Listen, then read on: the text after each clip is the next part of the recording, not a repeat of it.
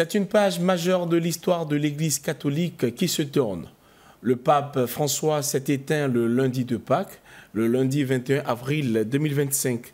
Une date hautement symbolique pour un homme qui aura profondément marqué son époque par son humilité, son audace pastorale, mais également par son amour pour les plus fragiles.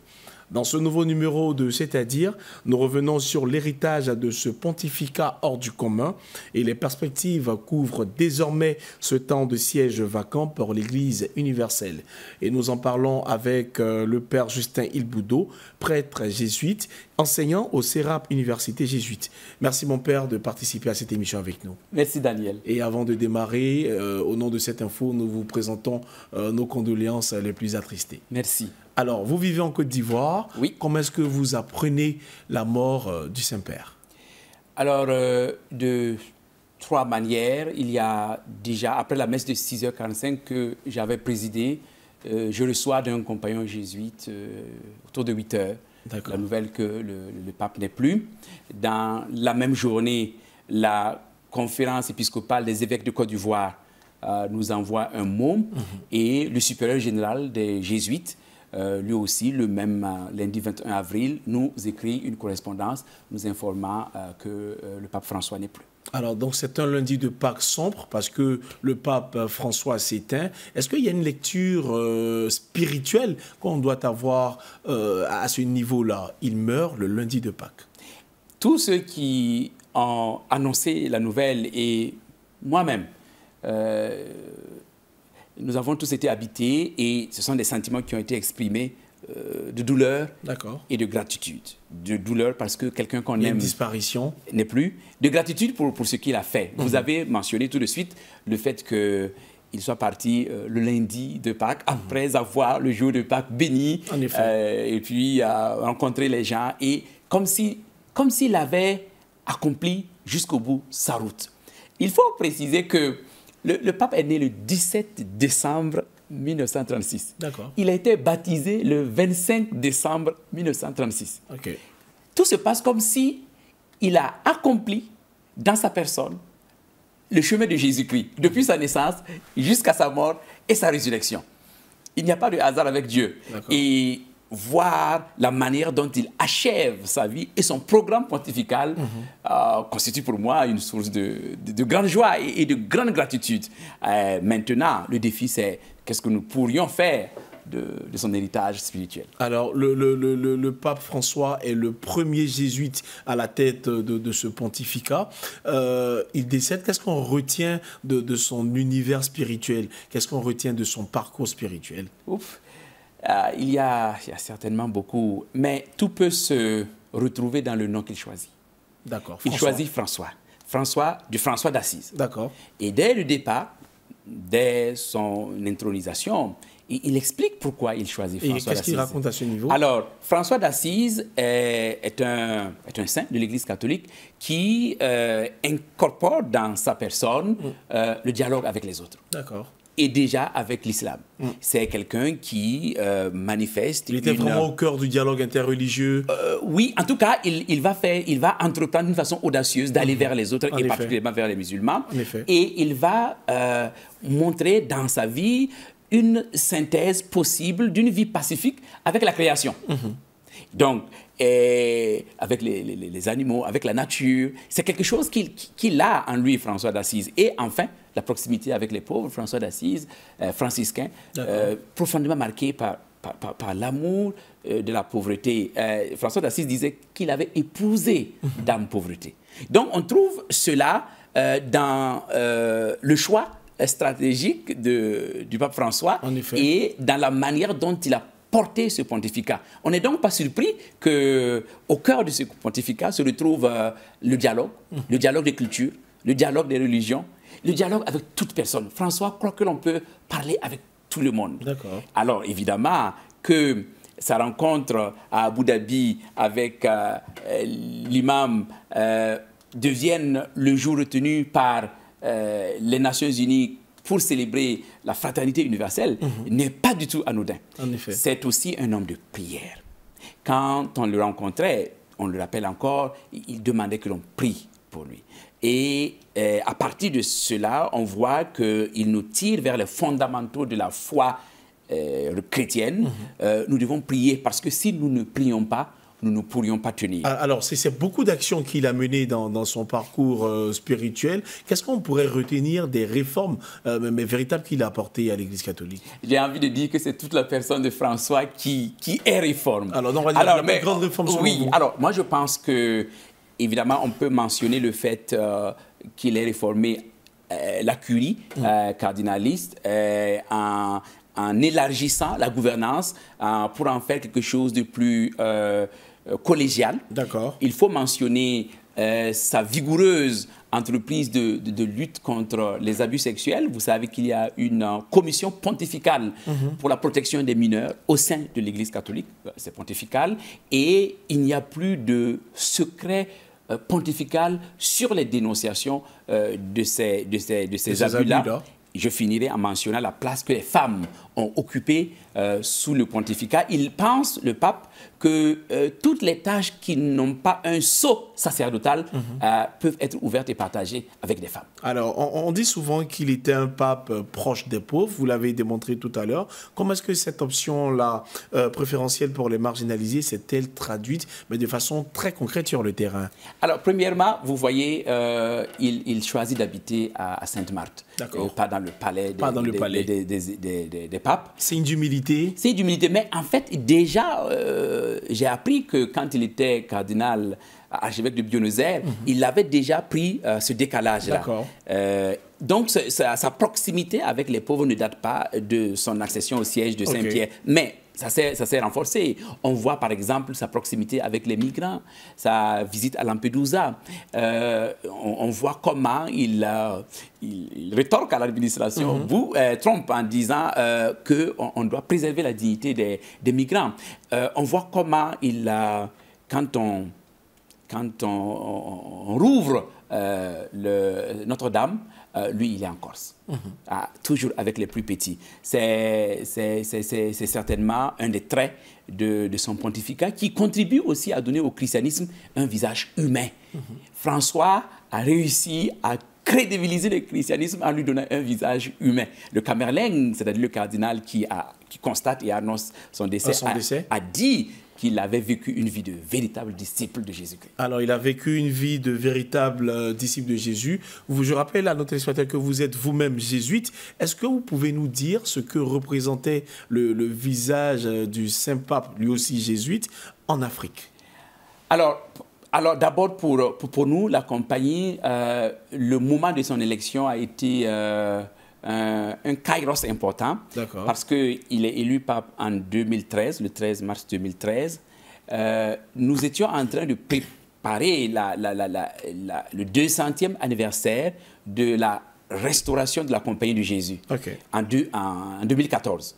Donc qu'un pape jésuite soit intronisé à ce moment-là, manifestait quelque chose, un message que la Providence nous envoyait nécessairement. Alors, le pape, évidemment, en se rapprochant des pauvres, se rapproche de nous, les Africains. On se rappelle, moi je me rappelle ses visites en Centrafrique et puis en RDC. Il en a fait 5 voyages en Afrique. Voilà. Et je me rappelle de la phrase qu'il lâche à Kinshasa. Il demande aux gens, enlevez vos mains de l'Afrique. De ce point de vue, c'était une voix prophétique pour nous aussi. Quand on a nommé le cardinal centrafricain, il a dit, il y a un Dieu pour les pauvres. Alors, vous l'avez dit, le Camerleng annonce le décès du pape. Finalement, en ce moment-là, qu'est-ce qu'il faut savoir des rites funéraires d'un pape? Est-ce qu'il y a des gestes, est-ce qu'il y a des symboles particuliers à observer? Alors, on sait qu'il n'y a pas d'intérim du pape. Il n'y a pas une personne qui va poursuivre ce que le pape faisait. On savait que tout de suite, là, le poste, il est carrément vacant. Il est vacant et c'est le collège des cardinaux qui va assurer l'expédition des affaires courantes. Le Camerleng, donc, il constate, il annonce, il va sceller la résidence privée du pape et il va veiller sur l'organisation des obsèques du pape et ensuite, sous la responsabilité du doyen du collège cardinaliste, les cardinaux vont aller entrer en conclave pour choisir le nouveau pape. Et justement, le conclave, comment il se prépare? Alors, il se prépare dans la prière. Et il se prépare aussi par un effort des différents cardinaux de se connaître mutuellement, parce qu'ils ne se connaissent pas nécessairement. On a rappelé qu'il y a des cardinaux qui ont été créés très récemment. L'archevêque d'Abidjan, le cardinal Ignace Bessi, disait qu'il n'avait pas eu le temps de travailler avec le pape avant qu'il ne meure. Donc, on imagine bien qu'il y aura une connaissance mutuelle des murmurationnes, c'est-à-dire partage d'informations, dans un climat de prière pour que, progressivement, l'Esprit souffle et se laisse entendre pour le choix de celui qui remplacera François. Justement, le choix de celui qui doit remplacer le pape François va se baser sur des critères. Ça ressemble à quoi, ces critères? Alors, parfois, on a pensé qu'il y a des personnes qui sont papables, voilà, des papabilés. Donc, la grande presse propose des gens, parfois même la presse va dans les villes natales de ces cardinaux-là, en attendant que, et presque toujours, on passe à côté. D'accord. Alors, s'il y a bien sûr de la préparation, s'il y a bien sûr une organisation humaine, puisque ce sont des hommes qui se mettent à l'écoute de l'esprit, il faut tenir ferme que l'esprit souffle où il veut et quand il veut. Alors, donc, est-ce que l'on va prendre un cardinal qui vient de telle puissance ou de la périphérie? Je pense que les supputations de cette nature resteront des supputations jusqu'à ce que, le moment venu, on nous dise qui, par la force de l'esprit, va diriger. Donc, tout revient à l'esprit d'opérer le choix du pape. Je pense, avec les fragilités humaines, avec le personnel disponible pour travailler à l'œuvre de Dieu. C'est comme ça que l'Église a toujours fonctionné. C'est-à-dire, l'esprit va souffler sur des personnes fragiles et en faire des apôtres. Alors, c'est comme ça que l'Église a toujours fonctionné, mais le constat qui est fait, c'est qu'il n'y a jamais eu de pape africain. C'est quoi votre commentaire là-dessus? Et qu'est-ce que vous pensez du nouveau pape qui s'annonce là? Alors, il faut, sur ces questions-là, peut-être ne pas utiliser des critères politiques qui datent d'hier. Nous savons que l'Église d'Afrique, dans les 3 premiers siècles de l'histoire du christianisme, a été extraordinaire. Plus féconde que ce que nous connaissons aujourd'hui de l'Église d'Afrique, dont l'essentiel a été reconstitué à partir du 19e siècle. Voilà. Donc, le fait qu'il y ait déjà, vous savez, Saint-Augustin est considéré comme un Africain, même s'il n'était pas noir. Donc, dans la foi, il n'est pas décisif de venir de l'Est ou de l'Occident. Est-ce que vous croyez qu'un pape peut être noir, peut être choisi sur le continent? Ah oui, il n'y a pas de doute à cela et nous devons le savoir et le respecter.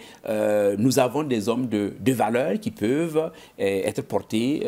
Un nom revient beaucoup en Afrique, c'est le cardinal Robert Sarah, qui vient de la Guinée. Qu'est-ce que vous en pensez? C'est certainement un homme très spirituel, qui a une profondeur qui est incontestable. Il faudrait voir s'il est éligible, parce qu'il a un certain âge, et après, faire confiance vraiment à l'Esprit de Dieu, parce qu'autrement, nous pourrions transformer cette élection comme les élections de nos pays et penser qu'il y aurait des guerres et des contestations. Il n'y a rien de tout cela pour ce qui concerne l'élection du pape. Alors, le pape, il est décédé le 21 avril 2025. Oui. De façon très concrète, il faut attendre combien de jours pour connaître le nom du nouveau pape? Alors, c'est difficile à dire. On sait déjà que le samedi 26 avril, c'est la date retenue pour ses obsèques. Oui. Alors, une fois qu'il est porté en terre, on va commencer le conclave et on va attendre. Vous savez qu'il y a cette fameuse fumée noire et puis ensuite la fumée blanche. Donc, on va attendre. Bien malin qui pourrait dire et donner une date exacte du jour où nous verrons la fumée blanche. Alors, mon père, ça sera la dernière question. Comment est-ce que les paroisses, les séminaires ou encore les communautés jésuites de Côte d'Ivoire entendent-elles continuer à porter l'héritage du pape François, qui est celui-là qui était si proche des pauvres? Je pense que François a nous a donné de voir un visage si proche, si empathique, si humain, d'être disciple de Jésus-Christ, que l'on ne pourra plus lire l'Évangile comme s'il n'avait pas été là. Et ses écrits, vous savez, quand vous lisez les encycliques de François, quand vous lisez Fratelli Tutti sur la fraternité universelle, il y a une saveur particulière et tout cela repose maintenant dans le patrimoine de l'Église. Et quand nous enseignons, quand nous accompagnons les mariés, les futurs mariés, quand nous parlons au peuple de Dieu, nous avons maintenant un héritage. Et une inspiration. Et une inspiration que nous pouvons et que nous devons porter comme étant le signe de la visitation de l'Esprit de Dieu sur la terre des hommes. Merci mon père. C'est moi qui vous remercie. Je rappelle que vous êtes père Justin Ilboudo, prêtre jésuite et également enseignant au CERAP, Université jésuite. Avec vous, nous avons donc parlé du Saint-Pape François, qui nous a quittés le lundi de Pâques, le lundi 21 avril 2025. Cette émission est terminée, mesdames et messieurs. Merci de nous avoir suivis. Très bonne suite de programme chez vous.